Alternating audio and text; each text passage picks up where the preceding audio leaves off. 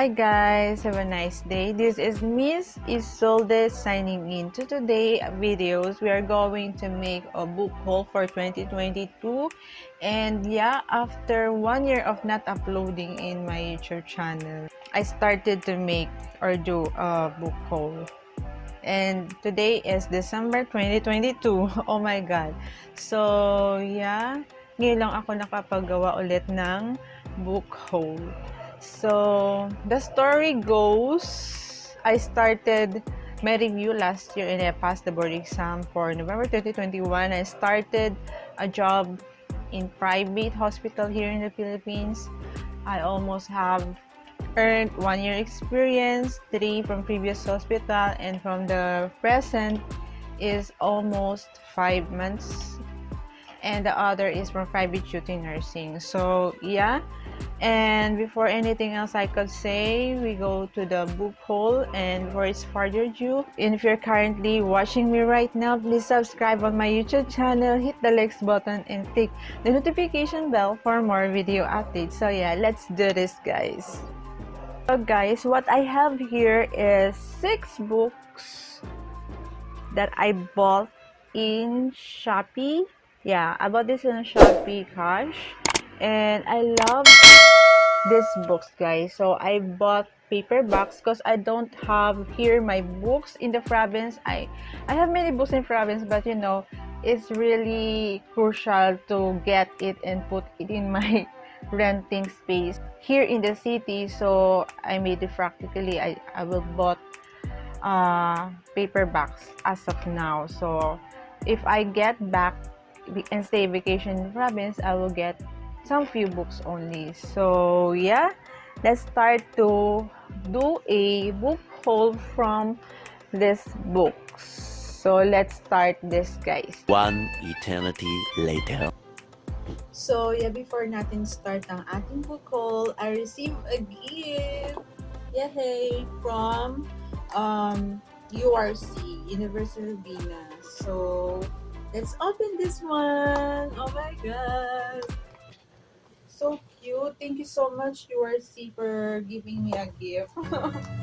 Kasi sa kanila kasi ako nag-grocery through online. So, eto. Thank you so much. Tara! Thank you! This is more on food. So, Merry Christmas. Yeah, Merry Christmas. So, Christmas saya from URC to you. So, thank you so much. Sana more games to come. Ganun, thank you so much, URC. So, I received chichirya. Chichirya, chicharon, yung Mang Juan. Ayan. From Jack and Jill. Iatos. Jack and Jill. Spicy. Thank you so much. I received also nips. So, this is my second time na naka-receive ng gift. Pero yung first, wala sa box. Pero ngayon may box na siya. So, nips. Cloud9. And Swiss Miss. And this is Swiss Miss Hot Cocoa Mix. Fantasy Mallows. And the other one is Swiss Miss Choco Milk Blended. So, favorite ko to, itong isang to, Swiss Miss. I love this Choco Milk Blend. This is one of my favorite, I think, pag morning. So, yeah, thank you so much for sending me a gift, URC, and yeah, sana marami pang ma-receive na gift. So, yeah. Christmas saya from URC to you. Books that I have here is from Khaled Hosseini.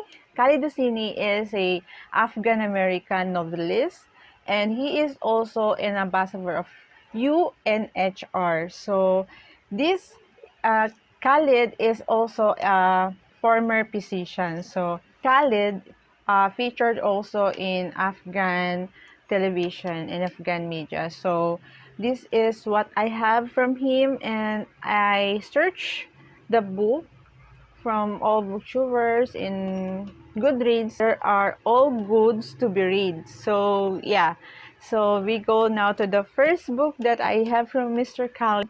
Title is The Kite Runner, Powerful Hunting, the New York Times Book Review. So as what I know, this is a good books to be read. So this is an extraordinary, moving up and unexpected. So let's read the short synopsis at the back of the book. I am so intrigued with the title itself, why it is called Kite Runner. The Kite Runner tells a story of fierce cruelty and fierce yet redeeming love. Both transform the life of Amir. Khalid is a privileged young narrator who comes of age during the last peaceful days of the monarchy, just before his country revolution and its invasion by Russian forces. Ganon din si Taheri Mapi. So, I love Taheri Mapi the way she writes her book. So, Taheri Mapi is one of my favorite author nowadays because napakaganda ng write-ups niya. OMG. Yeah, let's continue reading the short synopsis at the back of the book. So, but political events, even as dramatic as one that Ken presented in The Kite Runner, are only a part of this story. Khaled Hosseini gives a vivid and engaging story that reminds us how long his people have been struggling to triumph over the forces of violence, forces that continue to threaten them even today. As what I have read from previous author from Afghanistan, I love reading their stories, guys. So yeah, I'm excited to read this book. I am so intrigued with what happening to their country, and yeah, let's do a reading vlog in my YouTube channel with this book of Mr. Khaled Hosseini. So yeah, going to haul with you is A Kite Runner, A Thousand Splendid Sun. So it says here a suspense epic, unforgettable, heartbreaking, deeply moving. So what can you say about the cover? Maybe the girl here is trying to escape. I don't know. I am so intrigued with the cover itself. So I am excited to read these books with you. So as what written at the back, short synopsis of the book, this is revolving with Marian character. Marian is only 15 when she is sent to Kabul to marry Rashid. So, kalimitan naman 'di ba sa mga Muslim, kahit hindi nila parang pinagkakasundo sila sa lalaki sa kanilang papapangasawa in a young age. So, and so interesting with that kind of story as well. So nearly 2 decades later, a friendship grows between Mariam and a local teenager, Laila, as strong as the ties between mother and daughter. When Taliban take over, life becomes a desperate struggle against starvation, brutality, and fear. Yet love can move a person to act unexpected ways and lead them to overcome the most daunting obstacle with stunning heroism. So, what this is all about. So we are going to read this in my YouTube channel, and I am so intrigued with the cover, and I hope I will enjoy reading the book itself. So yeah, I'm so excited to read this book with you. So yeah, see you soon in my reading vlog, Mr. Khaled Hosseini. Going to haul with you from Khaled Hosseini is from also reselling author of Caravan and a Thousand Splendid Sun. And the title is And the Mountains Echoed. Epic. This is more epic now. More epic, magnificent, as what it says in the cover.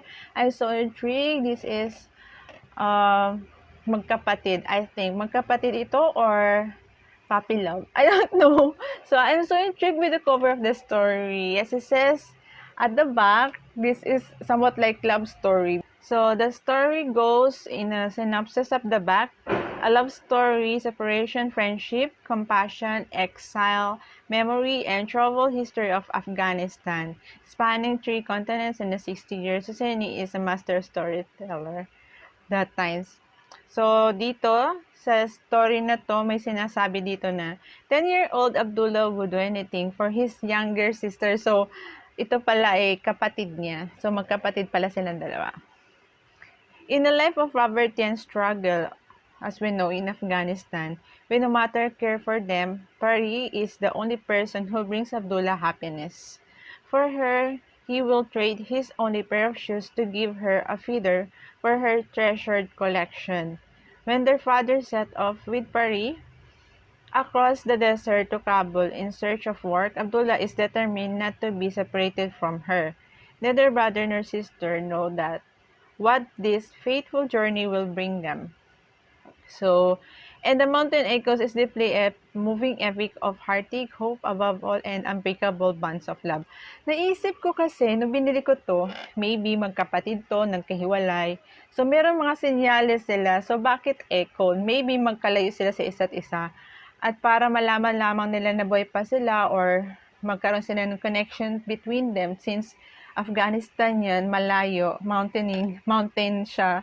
So, meron silang mga sign and symbols like may sound sila para magkaalaman sila na malapit lang sila sa isa't isa. We will going to find out by reading this book. I think this is adventure, guys. Oh, we will going to find out reading this in my YouTube channel. I'm so excited to read these books with you and do a reading vlog. So yeah, going to haul with you is the Song of a Child. So I am very intrigued with this book. This is so trending in booktube community kasi nakita ko sa mga nagre-review na parang umiiyak lahat na nagbabasa nito. So naintriga ako, gusto kong basahin bakit sila umiiyak. So wala naman ako nakita nakaiyak-iyak sa short synopsis sa likod. So nung nabasa ko yung short synopsis sa likod, ito ay story panahon pa ng mga Greek mythology natin. So let's read at the back of the book. A tale of God and goddesses, king and queens, immortal fame in the human trait. So, nasaan daw yun kaiyak-iyak? So, let's continue.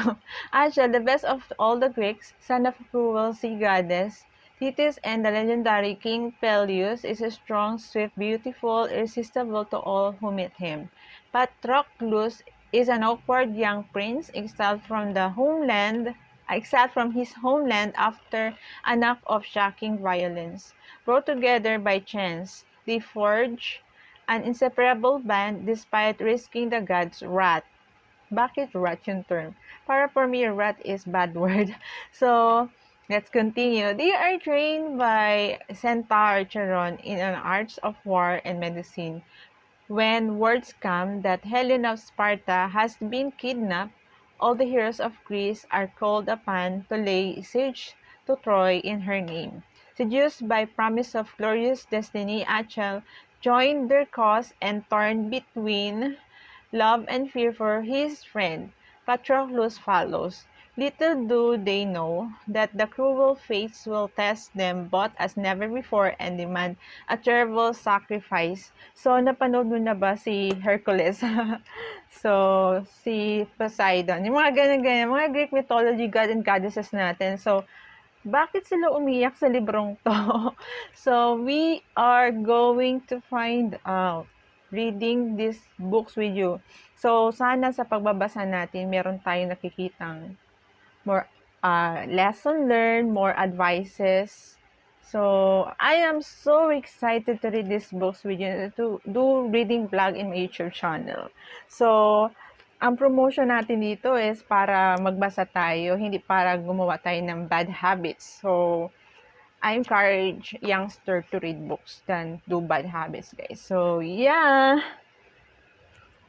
I am so excited to read these books with you soon in my YouTube channel. So, a new author. Yeah, I think this is new author, but I have only 2 books from her. So, nabili ko siya sa murang presyo here in the Philippines. So, I have here a Colin Hoover books, but some books I don't have yet. So, let's do a book haul. The first book that I have here is Reg with the Kuva, and also I'm so intrigued with the story of the books. Colin Hoover is more on love storytelling, as far as I know. My previous book na nabasa ko, more about love story, is the Twilight Saga. This is my collection. Some are gifted to me. Actually, the To All the Boys I Loved Before is also a love story. Regretting You. Bakit kaya Regretting You yung title nitong book na to? So, let's do read a short synopsis at the back of the book. How do you pick up a pieces without holding everything together? So, maybe na broken to, guys. Maybe na broken, then bumalik. Meron na siyang minahal na iba. Let's see what what the book says here. So, Morgan Grant and her 16-year-old daughter Clara would like nothing more than to be nothing alike. Morgan is determined to prevent her daughter from making the same mistake she did by getting pregnant married way too young. Morgan put her own dreams on hold. Clara doesn't want to follow her mother's footsteps. Her predictable mother doesn't have a spontaneous bone in her body. With warring personalities and conflicting goals, Morgan and Clara find it increasingly difficult to coexist, and only person who can bring peace to the household is Chris Morgan's husband, Clara's father and the family anchor. But that peace is shattered when Chris is involved in a tragic and questionable accident. The heartbreaking and long-lasting consequences will reach far beyond just Morgan and Clara. While struggling to rebuild everything that crashed around them, Morgan finds comfort in the last person she expected to, and Clara turns to the one boy she'd been forbidden to see. With each passing day, new secrets, resentment, and misunderstanding make mother and daughter fall farther apart, so far apart it might be impossible for them to ever fall back together. This is all about story of family as well. So, sa family naman kasi 'di ba, pag mga bata pa like mga 20s, 18s, teenager, medyo parang mga pasaway sila kasi they are experimenting with the relationship. So, hindi pa nila alam kung sino yung gusto nila. So, as mother, they are preventing their daughters and son to not go in other direction, 'di ba? Dapat mag-aral muna sila. So, maybe yung anak nito pasaway siya, guys. So, gusto niyang mag-boyfriend, ganyan, nag-aaral siya. Maybe we will gonna find out reading this book and then parang syempre baka yung anak nito chismis eh. Baka yung anak nito ay pasaway, nagrebelde, kaya nagkahiwalay sila, parang nagkaroon misunderstanding with her mom, na hindi na siya nagbigay ng mga secrets, di ba? Sino ba sa inyo ang mami niyo, best friend niyo, guys? Kasi ako, ang mother ko, ang pinaka-unang best friend ko, guys, when it comes to relationship, when it comes to boyfriend, when it comes to crushes. So, dapat yung mami natin nakakalam ng lahat-lahat. Yung father na hindi naman masyadong mahilig yan. Sa father kasi, lalaking anak ang parang best friend yan, guys. So, for me, ang unang best friend ko yung mother ko. So, maybe, pasaway yung batang to, kaya parang pinili niya yung gusto niya sa bata pa siya eh, maaaring magbago pa yun, guys. Kaya sundin yun lang yung sinasabi ng magulang niyo, guys. Ako, mother ko talaga, love na love ko yan. Kaya naman single pa ako hanggang ngayon, guys. Marami tayong matututunan dito sa librong ito. Maybe we can do advices here. We can learn a lot of lesson learned to be shared with you. So, yeah, I'm excited to read this book with you in the future. More Colleen Hoover books to be read in the future, guys. So, I'm so excited to read these books with you. Going to haul with you is It Ends With Us by Colleen Hoover. So this is the second book. I don't have yet the first book. It started with us. So, hindi ko pa muna itong babasa sa YouTube channel ko hanggat wala pa ako ng first book. So, yeah, I'm so excited to read this book with you. I'm so intrigued bakit it ends with us since I don't have start with us. So, at the back of the book, the synopsis says, sometimes the one who loves you is the one who hurts you the most. Tama ba yun? Sabi dito, sometimes the one who loves you is the one who hurts you the most. Tama ba yun? Kung sino pa yung minahal natin, siya pa yung nananakit sa atin ng matindi, 'di ba? Totoo ba yan? Maybe. We will gonna find out reading this book, guys. So let's continue reading the short synopsis at the back. Lily hasn't always had it easy, so umiikot niya story to Lily. But that's never stopped her from working hard for life she wants. She come a long way from a small town in Maine where she grew up. She graduated college, moved to Boston, and started her own business.